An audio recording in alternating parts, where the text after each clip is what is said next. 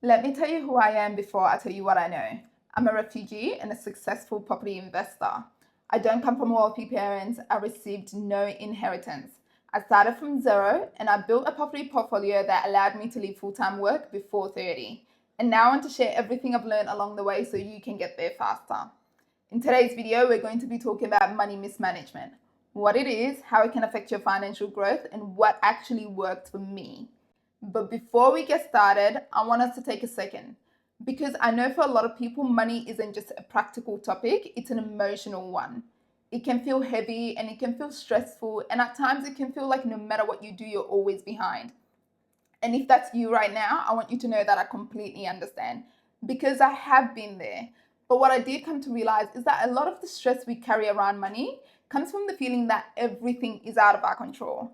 And to some extent, that's true. We can't control the economy, we can't control interest rates, but what we can control is the money that comes into our account and what we do with that money. And that's what this video is about today. So let go of what you can't control and let's focus on what you can. Look, I came to Australia when I was 10 years old as a refugee. I was raised by my mum on her own. We had no family wealth, no safety net, nothing to fall back on. No one around me talked about budgeting, saving, or investing. Money was something that just came in and it went out, and there was never enough of it. So when I started earning my own income, I had a choice. I could repeat the same patterns I grew up around, or I could try and find a better way. And finding a better way started with understanding what I was doing wrong. So, what is money mismanagement? It's not what you think. When most people think of money mismanagement, they think of someone blowing an entire paycheck on a night out or going into debt buying things they can't afford. And yes, that's part of it.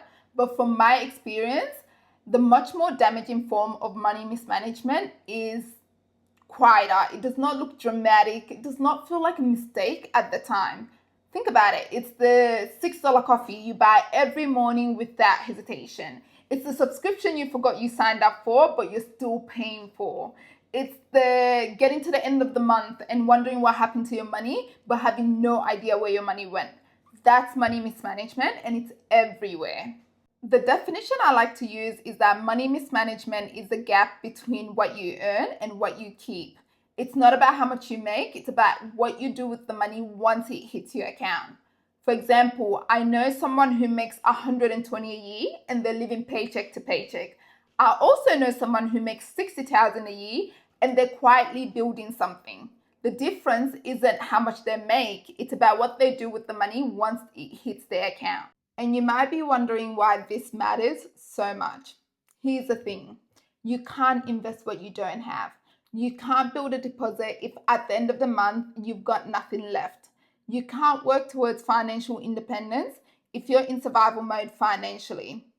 At the end of the day, money mismanagement is what keeps people stuck at the starting line. It's not the economy, it's not the income, it's not bad luck. It's the habit of letting money leave without a plan. So, from my experience, there are 5 habits that I believe keep people stuck financially. And when I look back, at some point, I've had most of these. Some of them I didn't even know were habits, they just felt like life. So, I'm going to walk you through them one by one. Habit 1, spending first, saving last. This was me for a very long time. I'll get paid, pay my bills, pay for whatever I believed I needed or wanted, and then plan to save what was left at the end of the month, which for many months wasn't much. And that's the thing about this. Saving becomes optional because there's always something that comes up, always something that uses the leftover. So your money never actually grow in your savings. I had to learn to flip this. I had to learn to pay myself first, which means the moment I got paid, I moved the savings into an account and then I used whatever was left over. Habit number 2, no visibility over spending. I went through a period in my early 20s where I could not tell you what happened to my money. I knew roughly how much I got paid, I knew roughly how much my rent and bills were, but everything else in between was a blur. And when you've got no visibility over your spending, you've got no control. You can't fix a leak you cannot see. And I remember the first time I sat down and actually tracked my spending, I was shocked. not by one thing, but by the many different things that added up to a number I could not believe. Just tracking it alone was one of the most important things I could do for my finances, because then I could finally see what the problem was. Habit number 3, lifestyle inflation. This is a sneaky one and I felt it myself.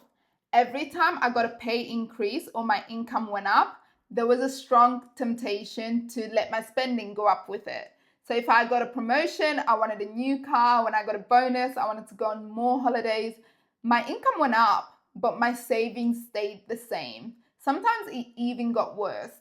To be honest with you, once I started earning more, there was a pull to upgrade everything. And I did upgrade some things. There was a conscious decision on what I would let inflate and what I wouldn't let inflate. Habit number 4, debt that funds a lifestyle. There's a difference between debt that builds something and debt that funds a lifestyle. A mortgage on an investment property, that's debt that builds something. A personal loan to go on a holiday, that's debt that funds a lifestyle. A credit card that keeps growing and you can't pay back, that's debt that's holding you back. I was not immune to this. I had credit card debt in my early 20s. I wasn't spending crazy. I just let small amounts roll over each month and the interest just kept adding up. What I learned is that high interest debt is the opposite of investing. When you invest, compound interest works for you. When you take on a high interest debt, compound interest works against you. So every dollar sitting on a high interest debt is a dollar that cannot be building your future. Habit number 5, no clear financial goal.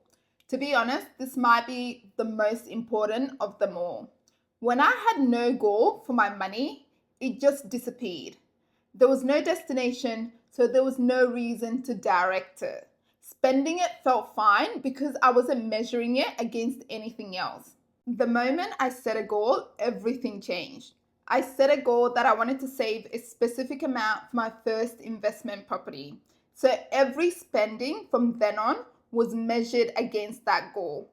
And I would always ask myself, is this going to bring me closer to my first property, to my first investment, to that number I want to save? Or is it going to take me further away from it? Having that goal gave my money direction. Before then, everything just flowed. So if you're stuck and you're wondering where to start, give yourself a goal, give yourself something to follow, and everything else gets measured against that. What does money mismanagement actually cost you? This is the part that got me the most once I understood it.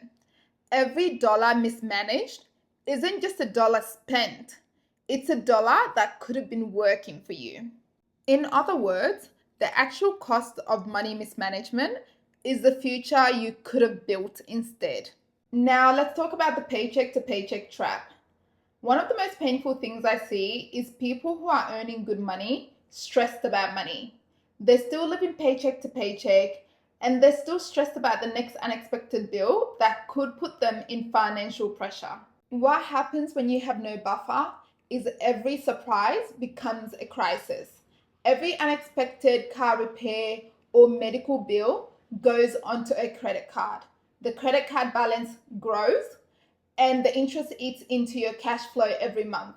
So the following month, you have even less to work with. It's a cycle, and the only way out is to start managing what comes in deliberately before it disappears. And by the way, every year in the money mismanagement cycle is a year you're not building asset. And in property, which is what I know best, time in the market makes all the difference. A year of money mismanagement isn't just a year of lost savings. It's a year of lost growth on those savings. So here are the 5 things I did to help me with my money mismanagement habits. 1, I automated everything. 2, I became honest with where my money was going. 3, I separated my wants from needs. 4, I treated saving like it was a bill.